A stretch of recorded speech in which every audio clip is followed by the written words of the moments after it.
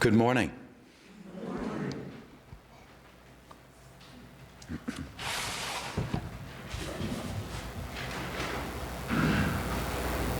Halloween is coming. My defining memory of childhood Halloween was fear. Not fear of the kids in the costumes, not fear of neighbors trying to poison us, not even fear that someone might weigh down my candy bag with an apple and I would be forced to say thank you. It was my parents I feared the most.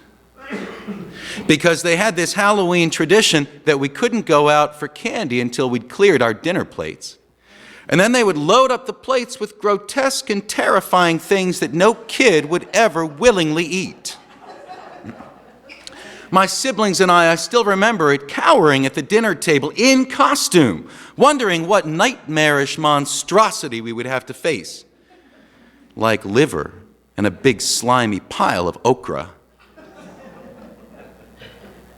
And they wouldn't say like, this is werewolf tongue and goblin guts and goulash, which would have made it more appealing. They would say, this is okra, try it, or you're staying in tonight. As I got older, I came to appreciate this as a strategy for getting your kids to try new things. So I brought it up with Elizabeth. But she said, no, that's just mean. And suddenly I realized my parents had been playing a trick on me. And I realized I still don't like okra. All that I learned was how to not chew my food. Well, now I'm a parent, and I'm not really afraid of some stranger poisoning our children. Actually, that's an urban legend. You can look it up. Every single case of a child being hurt by Halloween candy thus far has been debunked or linked to a specific relative targeting a specific kid. The only person who's ever been caught tampering with candy for strangers was in 1959. A disgruntled dentist who gave out sugar-coated laxatives. Now, you would think that dentists would be happy about all that tooth damage, but this one apparently was a true believer. Really did care more about oral hygiene than about making a buck. And who knows? Maybe he gave out laxatives because he knew that children don't chew their food at dinner before trick-or-treat. These days, the most dangerous thing in your kid's candy bag is that apple. Because it's been sprayed with so much pesticide on the farm, it is actually covered in poison. It turns out the kids are right when they sneer at the apple. Although my crazy kids want the apple, they know it's good energy for the long-haul endurance trick-or-treat. And we have to say, no, don't bite that. Here, eat a Reese's. This time of year, I'm afraid of taking my children into a store. I know they'll see all that Halloween stuff and pester me to buy costumes, and I think, what's the point? You're going to have a coat and hat on anyway. Nobody's going to see it.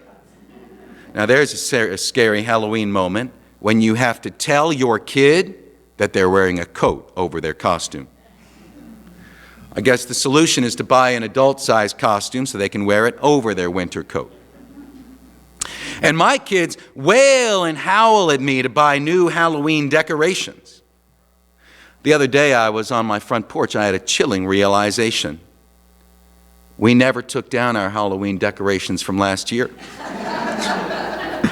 We still have ghosts and ghouls in front of our house. Apparently we did last Christmas and the 4th of July too. Last year's jack-o'-lanterns were on the front steps rotting till May, and I'll tell you, they just kept getting creepier. Turns out if you want the scariest pumpkin in the neighborhood, you've got to carve it in July and just give it some time to rot. All of that stuff in the store, the tombstones and witches and whatever, it doesn't bother me, but it does alert me to a deeper fear. The lurking shadow of seasonal affective disorder. Which, wow, the acronym for it, Seasonal Affective Disorder, SAD. And I don't just fear my seasonal affective disorder. I live in upstate New York. I have to fear everybody else's seasonal affective disorder too. I'm surrounded by it. It's like a swarm of despondent zombies. Everybody gets so SAD. My wife, my kids, my students, everyone. Some of you out there right now are hearing me through a haze, a filter of seasonal depression. As a matter of fact, that's what I should dress up for Halloween. I should just put on a big, heavy black blanket, tie some cinder blocks to it, lurch through the neighborhood and say, I am seasonal affective disorder, and I'm coming for you. Winter is coming, darkness is coming, and it's coming for everyone. Seasonal affective disorder is old. It goes back a long way in cloudy, gloomy northern Europe, where the natives would meet it head on with a festival called Samhain, actually pronounced Samhain because apparently the Celts got their W upside down. The festival of death, also New Year's Day, from sundown October 31st to sundown November 1st. Wait a minute, November. November is a Roman name. It means ninth month, which it isn't. You ever see that? October means 8, November means 9, December means 10. Why? They hadn't added July and August yet. But the Anglo-Saxons called it Blutmanath, which I think is a better name. It gives us Western New Yorkers a better sense of where the year is headed, Blutmanath. It means the month of blood, sacrifice. It was the time of the first frost, when the herd animals had to be brought in from the fields, and those that couldn't be fed for the winter were sacrificed for a big community barbecue. Eating from the same animals would remind everyone in the village of how connected they were, a sort of communion, and the sense of community would sustain people through the winter. The bones of the animals would be piled up and burned. It is from this bone fire that we get the word bonfire. 2 of these would be lit, and then the animals chosen to survive the winter would be paraded, processed between the 2 fires as a sort of baptism for renewed strength. People would jump over the fires for good luck. Jack jump over the candlestick might have been a song about this. And then everyone would bring home a torch, smother their household hearth fire, and relight it from the bonfire. A death and rebirth, symbolizing that everyone's house fire was a sibling, a child of this common community fire. There was also the game of water, which we call bobbing for apples, and it looks pretty silly, and I've never done it. But symbolically, it was thrusting your face across that barrier between fire-lit life and cold, wet death to see if you could return with a token from the other side, an apple, an ancient symbol of immortality. Villagers would then go home and eat, setting a place at the table for a recently deceased relative. And since the pumpkin had not yet been discovered, it's a New World plant, Northern Europeans would carve a scary face into a turnip or a rutabaga to decorate their doorstep, and this was an invitation for the spirits who were coming in from the leafless forests, who might knock on the door in the form of masked children asking for a treat. Trick or treat today is a commercial affair. Children buy costumes at Walmart, adults buy candy at Walmart. It's basically a way to give money to Walmart and candy to children. Personally, I live in the ghetto, so by Walmart, I mean Dollar General. It does still retain some traces of getting familiar with your neighbors, although these days it's getting more common for kids to commute to trick or treat in better neighborhoods. And kids don't necessarily dress up scary anymore, although as a father I find most Disney princesses terrifying. Except Moana, but nobody's going to dress up in their Moana costume without wearing a snowsuit over it. And this year the hot costume for boys is Marvel's The Black Panther. I can see the headline now. Inner cities overrun with Black Panthers, demanding candy. This does not bode well for midterm elections. But the old symbolism does not hide far under the surface. The door, the portal to your house, and by extension, your household, your family. The barrier between inside and outside.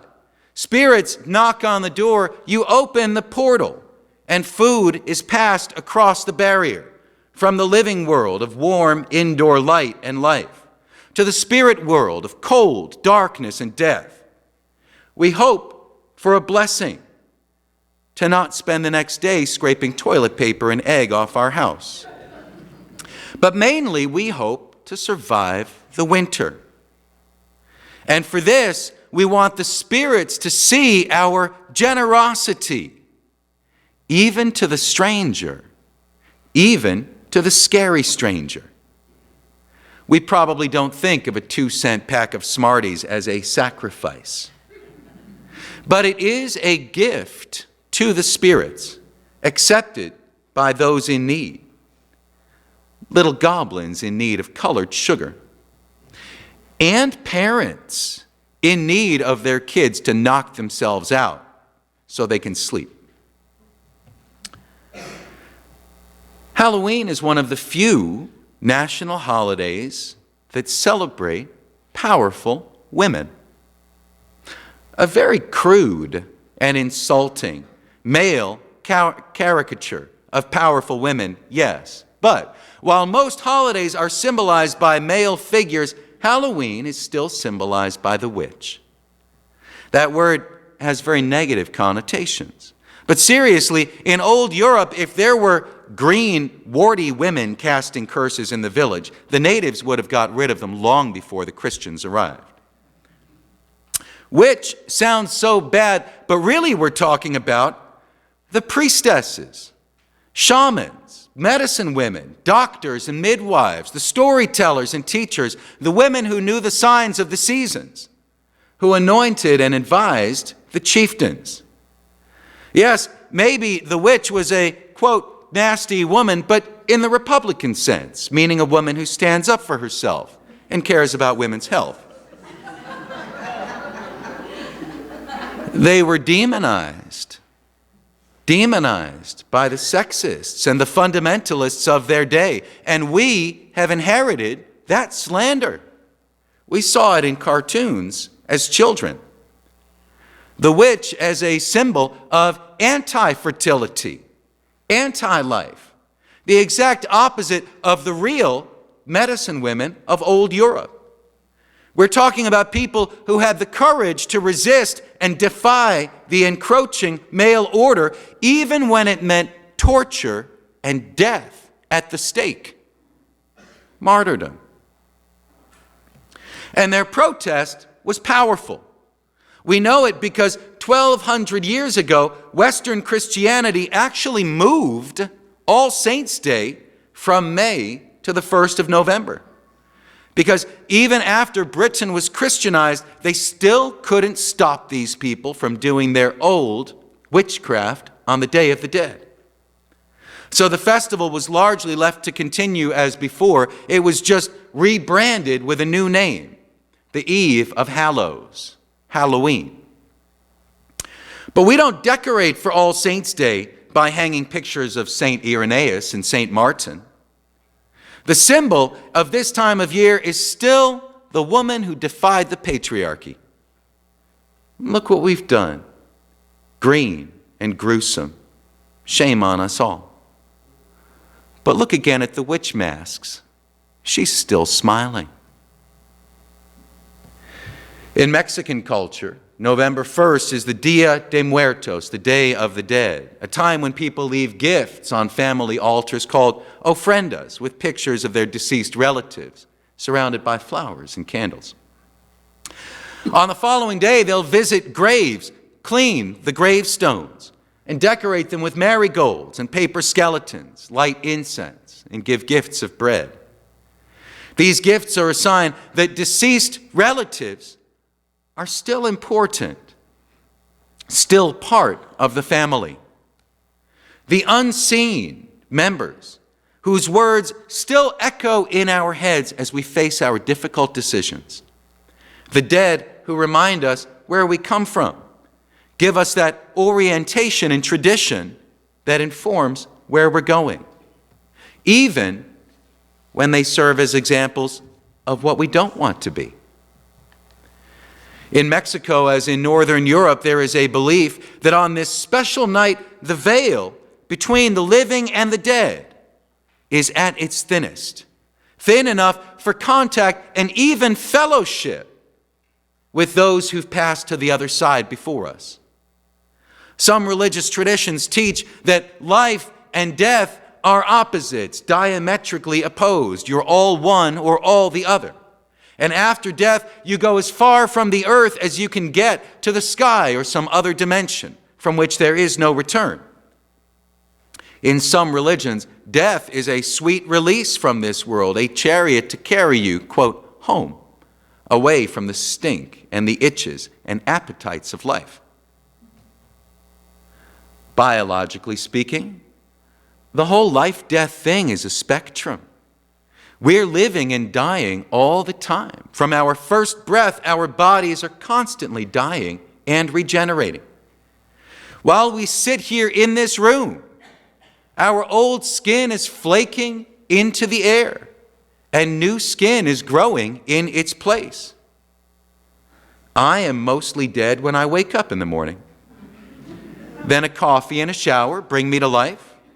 And then I gradually fade again until it's time to bury myself in blankets and wander off to the shadowy realm of dreams. And if someday I lie down in a forest and don't get up, there won't be less life in the world. Life goes on. It just changes form. My life energy would live on in the trees and the grasses that grow on that spot and the animals that eat there. Unfortunately, I think it's illegal now to lie down and die under a tree. But what are they going to do? Arrest me? In modern life, we try to segregate death, banish it, wall it off, incarcerate death where we won't have to see it. This is a very recent development in our culture, the industry of segregating death. Our ancestors knew death. They saw it. And it did not hold the same fear and mystery that it does for us. They could not hide from death, so what could they do? Live with death, laugh with death, dance with death, party with death. And what better time to party with death than at the beginning of the winter when even the mighty sun seems to be dying. In old European tradition, Samhain is the time when the veil between the flesh world and the spirit world is the thinnest. In modern religion, it is also the time when the thin veneer between pagan custom and Christian branding is the thinnest. We can see the native roots so clearly, it's the church overlay that gets blurry. And in modern America, this is the time when the mythical wall separating church and state is the thinnest. Ironically, because the old native traditions of Europe are considered primitive and superstitious, they're allowed out in the open, even in the public forum. Public school children don't spend April making crucifixes, but they do spend October decorating the halls of public schools with symbols of old paganism, jack-o'-lanterns and black cats and witches.